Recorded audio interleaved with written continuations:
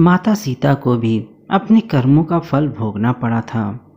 रामायण की कथा तो सभी ने सुनी या पढ़ी होगी, जिसमें श्री राम और माता सीता के जीवन से जुड़े पहलुओं को दिखाया गया है।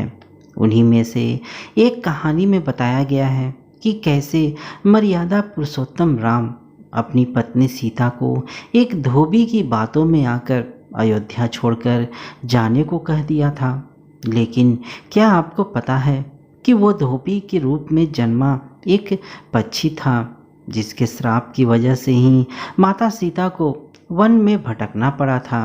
जी हाँ, आपने सही सुना, माता सीता को श्राप मिला था। आज हम आपको बताएंगे कि देवी सीता को किस पाप की सजा मिली जो उन्हें वन वन भटकना पड़ा। मिथिला नगरी में जनक राजवंश राज करता था। उन्हीं में से एक राजा सिरध्वज थे। एक बार यज्ञ के लिए वो जमीन जोत रहे थे। उसी समय वहाँ से एक छोटी कन्या निकलती है। इस सुंदर कन्या को देखकर राजा को बहुत खुशी हुई। उन्होंने उस कन्या को अपनी पुत्री बना लिया। उसका नाम सीता रखा। एक दिन सीता अपनी सहेलियों के साथ बगीचे में खेल रही थी। वहाँ उन्हें एक तोते का जोड़ा दिखाई दिया जो बहुत ही खूबसूरत था। वे दोनों पक्षी एक पर्वत की चोटी पर बैठकर बातें कर रहे थे। पृथ्वी पर श्री राम नाम से विख्यात एक बड़े सुंदर राजा होंगे। उनकी महारानी का नाम सीता होगा। श्री राम सीता के साथ कई वर्षों तक राज्य करेंगे। धन्य है वो जानकी देवी और धन्य है वे श्री राम। तोते की ऐसी बातें सुनकर सीता ने सोचा कि ये दोनों तो मेरे ही बारे में बातें कर रहे हैं। इन्हें पकड़कर मैं उनसे अपने जीवन से जुड़ी सारी बातें पूछ सकती हूँ।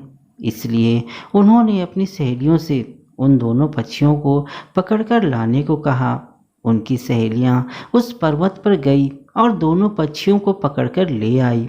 माता सीता उन पक्षियों से कहती है, तुम दोनों बहुत सुंदर हो, देखो डरो नहीं, मैं तुम्हें कोई नुकसान नहीं पहुंचाऊंगी।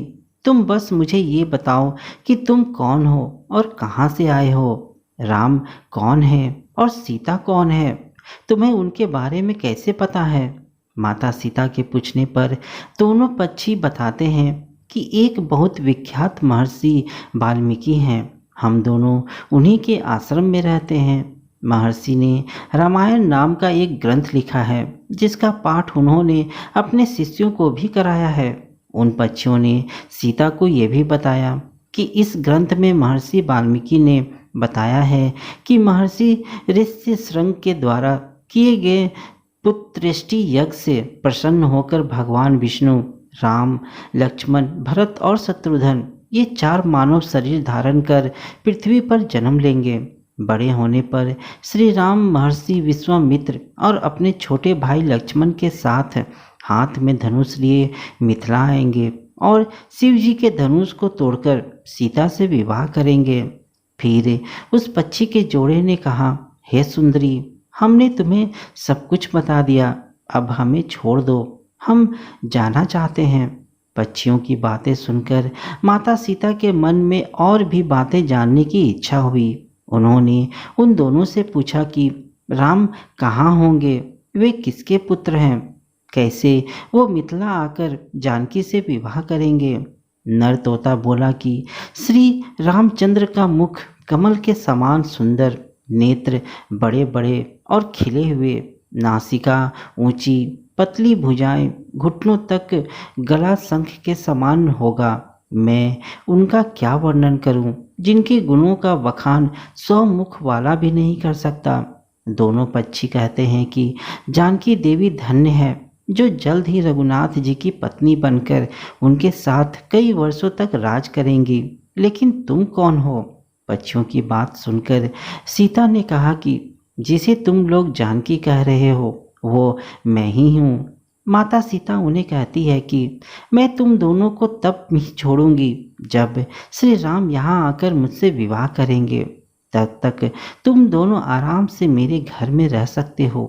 ये सुनकर मादा तोता जानकी से कहती है कि हम वन के पक्षी हैं, हमें घर में सुख नहीं मिलेगा। मैं गर्भवती हूँ, मुझे जाने दो। मैं अपने स्थान पर जाकर बच्चे पैदा करूँगी। आप चाहें तो उसके बाद फिर से यहाँ आ जाऊँगी। उसके कहने पर भी सीता जी ने उसे नहीं छोड़ा। तब उसके पति यानी नर तोते ने कहा, सीता, मेरी पत्नी को छोड़ दो, वो गर्भवती है। जब ये बच्चों को जन्म दे देगी तब इसे लेकर मैं फिर तुम्हारे पास आ जाऊंगा। तब माता सीता ने कहा, तुम आराम से जा सकते हो, लेकिन ये मुझे बहुत पसंद है। तुम घबराओ नहीं, मैं इसकी अच्छे से देखभाल करूंगी। जब सीता ने उस मादा तोते को छोड़ने से मना कर दिया तब वो पक्षी दुखी हो गया। पक्षी दोबारा सीता जी से निवेदन करता है कि मैं अपनी पत्नी के बिना जिंदा नहीं रह सकता, इसलिए इसे छोड़ दो। माता सीता, तुम बहुत अच्छी हो, मेरी प्रार्थना मान लो। इस तरह उसने बहुत समझाया, लेकिन सीता ने उसकी पत्नी को नहीं छोड़ा। तब मादा पक्षी ने क्रोध में सीता को श्राप दिया कि अरे, जिस प्रकार तू मुझे इस समय अपने पति से अलग कर रही है, वैसे ही तुझे भी स्वयं गर्भवती की अवस्था में श्री राम से अलग होना पड़ेगा। कुछ दिन बाद पति से बिछड़ने के दुख में मादा पक्षी ने प्राण निकाल दिए। पत्नी की मौत हो जाने पर नर पक्षी दुखी हो गया। फिर वो सीता जी से बोला कि मैं मनुष्यों से भरी श्री राम की नगरी अयोध्या में जन्म लूँगा। मेरे ही कारण तुम्हें पति के वियोग का दुख उठाना पड़ेगा। ये कहकर वो वहाँ से उड़ जाता है और कुछ साल बाद उसका जन्म अयोध्या में धोबी के घर हुआ। उस धोबी के कारण ही सीता जी का अपमान हुआ। उन्हें अपने पति श्री राम से अलग होना पड़ा। उस तोते का श्राप ही सीता जी के पति श्री राम से बिछड़ने का कारण बना। इसलिए जब माता सीता गर्भवती थी तो उन्हें भी पति से दूर वन में रहना पड़ा था। दोस्तों, आपने अक्सर लोगों को कहते सुना होगा कि हमें हमारे कर्मों का फल हमें यहीं मिलता है। इस कहानी से यह बात सिद्ध हो भी जाती है कि कर्म के फल से कोई भी नहीं बच सकता, फिर चाहे वो भगवान राम हो या सीता, सभी को अपने कर्मों का फल भोगना ही पड़ता है। तो दोस्तों, आपको यह कहानी कैसी लगी मुझे कमेंट में ज़रूर बताइएगा। चैनल में नए हैं तो चैनल को सब्सक्राइब और वीडियो को एक लाइक ज़रूर कीजिएगा। और हाँ दोस्तों, वीडियो को शेयर करना ना भूलें। धन्यवाद।